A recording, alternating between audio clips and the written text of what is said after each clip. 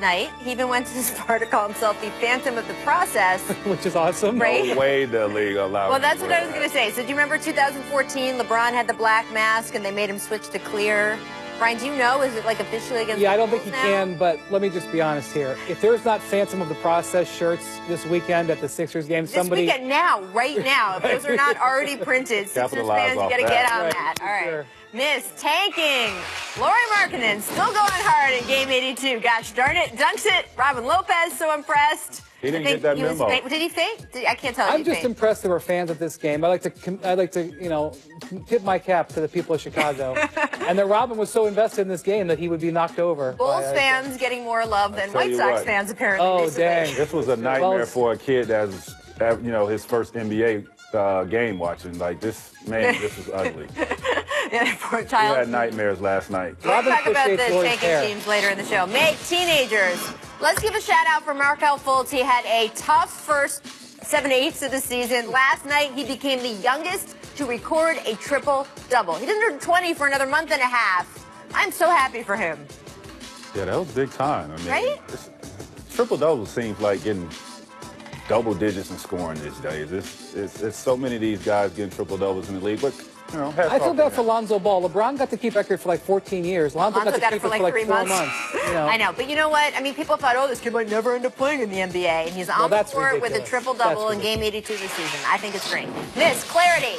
Rockets visiting the Kings last night, and fake James Harden made an appearance. This guy freaks me out. Now wait a minute. This is Right? goals. This is James Harden goals. Look at those arms. That's his Right? That beard Okay, is nice and tight. This is real James Harden, and by the way, Bro, they got to be related.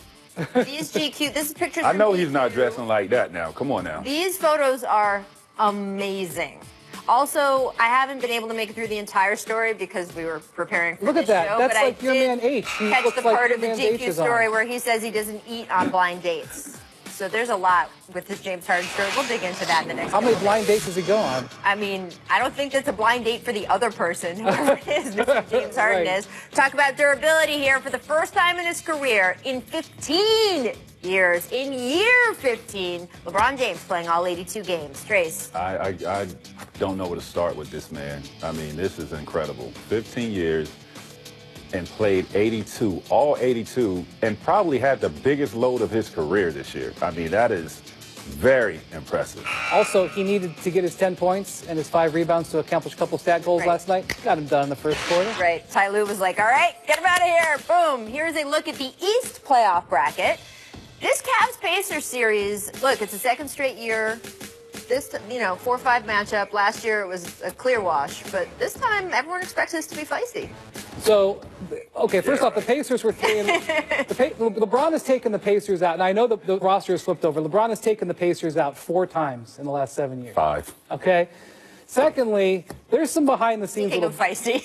there's some behind-the-scenes beef with these teams. These teams thought they had a trade in place to get Paul George to Cleveland. The trade fell apart.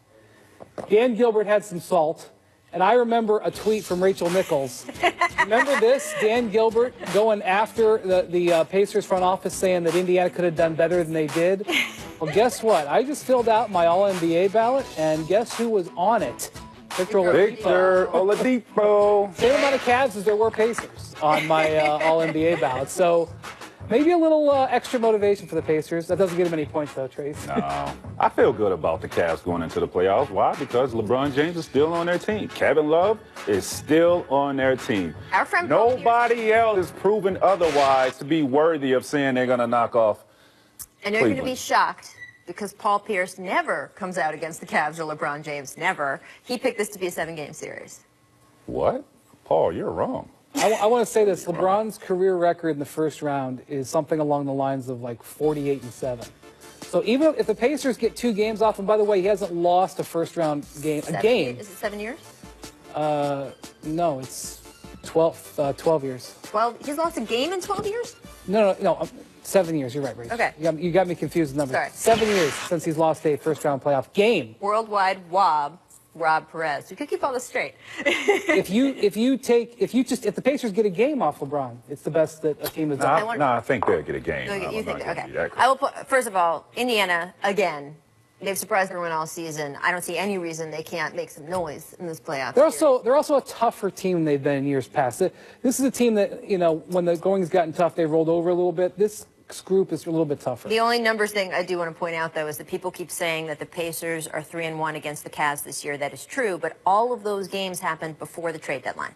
So this is basically just a different Cavaliers team, and you can't. It's just 0-0 at this point, which makes the playoffs so fun.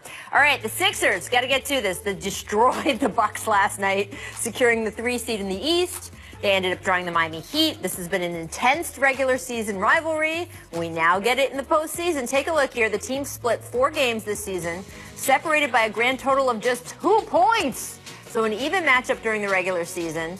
And look, I'm telling you, I don't mean to make light of it, but I'm sorry. We've been talking about this Sixers team being strong for so long. They've got like 10 rings already. This is a bad matchup for the Sixers.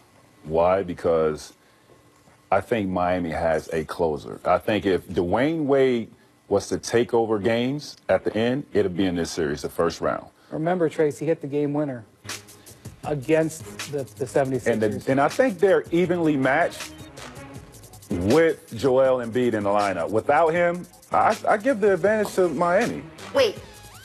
I give the advantage to Miami without Joel Embiid in this lineup this first round. Okay, I'm not gonna say that they're gonna win the series, but I'm gonna back you up here a little bit on this. The Heat you mentioned, Rachel, they were 2-2 against them. Those 2 wins came within the last 6 weeks.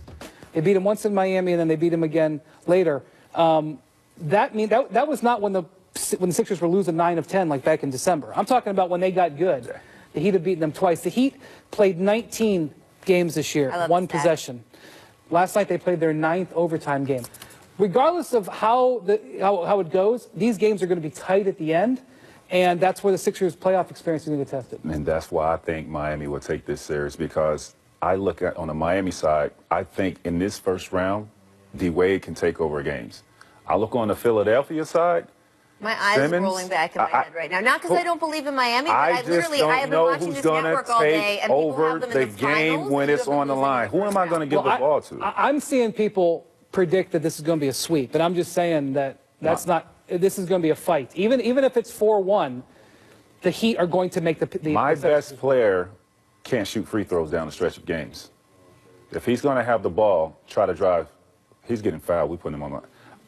I'm just saying. I told you he was feisty today. It's going to be good. It's going to be good. And look, I'm with you guys. Miami is tough out. So we'll see if they are so tough they make it to the second round. Coming up, the Knicks have a head coaching vacancy. It's been a rough coaching day. Again, day after the regular season ends, always is. Later, we'll also talk about which of the top 4 seeds is on upset alert. Apparently, Tracy thinks it's Philadelphia, but we're going to talk about the West as well. That's not an upset. Oh, double down. Wow. Doubling down. Not an upset. Sometimes you have to